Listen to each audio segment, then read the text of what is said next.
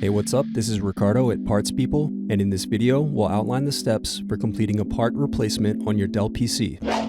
Visit our website and use this coupon for a 5% off discount.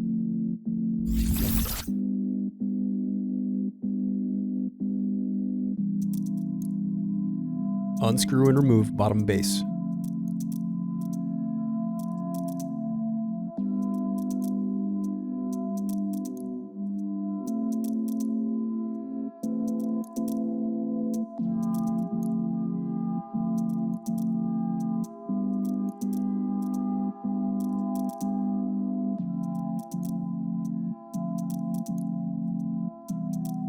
Now unscrew and disconnect battery.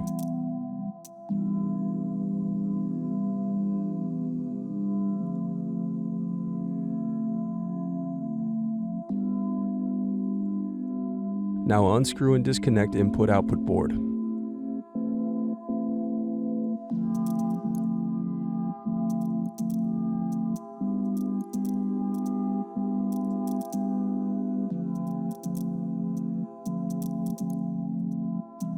Then unscrew and disconnect power button.